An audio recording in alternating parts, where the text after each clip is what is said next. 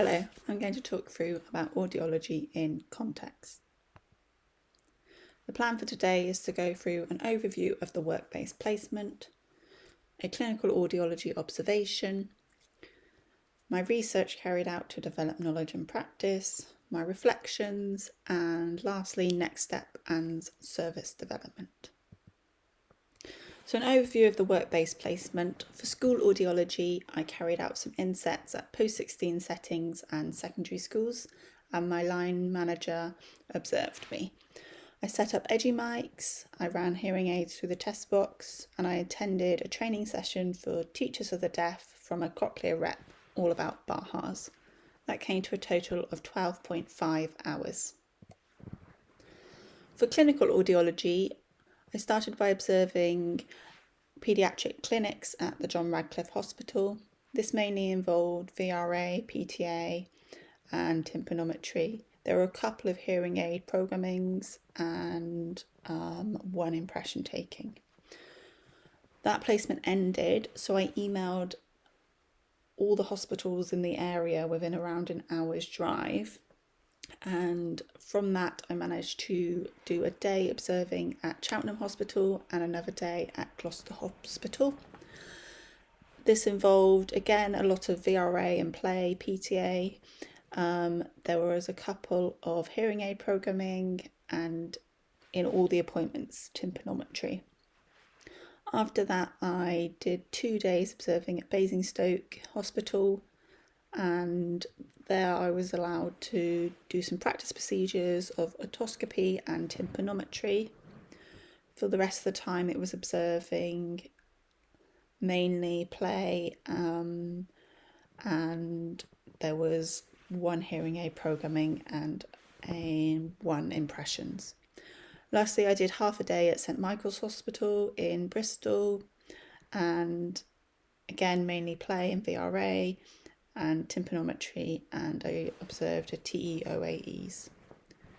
Finally, for training sessions, I attended one for audiologists at the John Radcliffe Hospital, and this was run by Oticon, and it was all about their cross-aid and getting the best hearing aid fit. And the second one was run by a rep from Advanced Bionics, and it was an introduction to the Marvel cochlear implant. In total, it came to 46.5 hours. I'm now going to talk through my observation at Clinical Audiology. In October 2022, I observed an auditory brainstem response, an ABR appointment. Prior to the family arriving, the audiologist explained that the appointments are booked for 2 hours, so this gives us plenty of time for the baby to settle. We prefer the baby to be awake when they arrive, then go to sleep during the appointment. The audiologist also explained that this baby was referred from the newborn screen because of the right ear, so we'll try the bone conductor with the right ear. ABR appointments are prioritised, so they are given the next available one, which is normally a week or two after the newborn hearing screening programme. The audiologist showed me the electrode, and she said she cleans the skin to remove oil and dead skin to stop impedance, then pads are placed and attached to the baby's head. I'll go through that in more detail later. So during the appointment, firstly, the appointment took place in a soundproof room.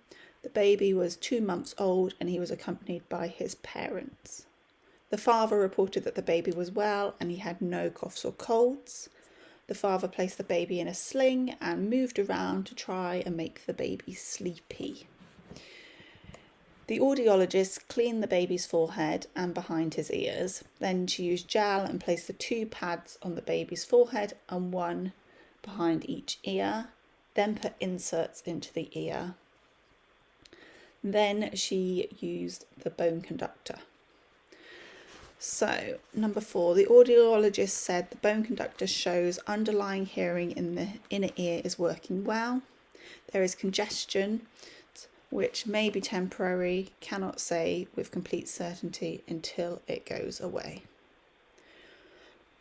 The audiologist said hearing really well in the left ear and not an issue for speech and language development. We will check again in 8 months, but you can phone beforehand. So she was giving the parents the option, if they were concerned, they could ring before the 8 months. Today's report will be sent to the GP and health visitor. The parents were very calm and left feeling reassured. After the appointment, the audiologist showed me the results and highlighted the typical wave 5, which can be seen here. The name of the protocol used was the NHSP ABR 4K chirp, and the chirp refers to the narrowband chirp, which is the stimulus played into the baby's ear. The audiologist said that 1 frequency is played into the ear and there are 3 curves in 1. The results are reviewed internally and there are 3 people involved. Also, the results are reviewed with another hospital. BSA, so British Society of Audiology, agreed protocol is built into the spreadsheet. So after the appointment, I had a lot of questions, so I carried out some research to develop my knowledge and practice. So I had come across what an ABR was before on my Teacher of the Deaf course, but I was very rusty about what it actually was. I wasn't sure exactly on all the equipment used, and I hadn't heard that there was a peer review process, so I went to look up these 3 main things. So firstly, what is an ABR? So ABR is an objective hearing test following from a newborn hearing screening programme referral. It can also be done on older children as well. The ABR measures whether sound is being sent from the cochlea and through the auditory nerve to the brain. ABR is a non-invasive test and uses electrodes to measure how well sound reaches the baby's brainstem. The response will be measured via waveforms on the computer. The volume of the sound is varied throughout the test, so the quieter sound that provokes a response in the midbrain can be established. So what equipment's actually used? So I spoke about there being inserts put into the baby's ear. Then there are these electrodes which are placed. So red is right, blue is left, and then there's 2 on the baby's forehead. This is connected to an amplifier and it tries to reduce as much noise as possible, which is why you want the baby to be asleep. Then there's the bone conductor, and all of this is connected to the computer and the program should run and produce the curves. So what is the peer review process?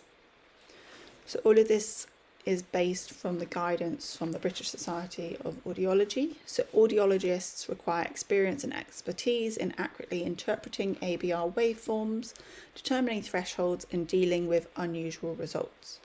Moreover, they need expertise in sharing the results with parents and management options. Only a small proportion of babies, so less than 3%, require hearing assessments following the newborn screen. BSA recommend a robust process for auditing of results, which includes routine and rigorous systemic external peer review of the waveforms, thresholds, estimations, and test procedures. BSA produced practice guidance on external peer review of ABR testing. They list key principles, which include training and supervision of staff, internal peer review, sufficient cases per clinician to ensure maintenance of skills and competency, and arrangement to seek external advice when required. In summary, service providers, commissioners and tests should ensure that they have a system for systemic external peer review of their ABR services. Reflections. I need further practice at interpreting the results and explaining the results to parents. I've spoken to other audiology departments about ABRs and they emphasise the importance of the audiologist regularly carrying out ABRs, as you can't be experts in all areas, so you need to specialise. I've only seen one ABR, so I'd like to observe another one now I have greater understanding of what is happening. I have found some online courses, mainly into acoustics, so I plan to complete them. I recently observed a hearing review of a child with complex needs, and it was decided at the end that a sedated ABR would be the plan going forwards. This is another area I need to research further. So next steps and service development. I've shared all the resources about ABRs with the Deaf and Hearing Support team, and I'm currently organising a session with the early years TODs to explain about ABRs. This will enable them to support parents more effectively. Then lastly, just my references, which were mainly from the British Society of Audiology, one from Acoustics and NDCS, and the rest are from the NHS. Thank you for listening.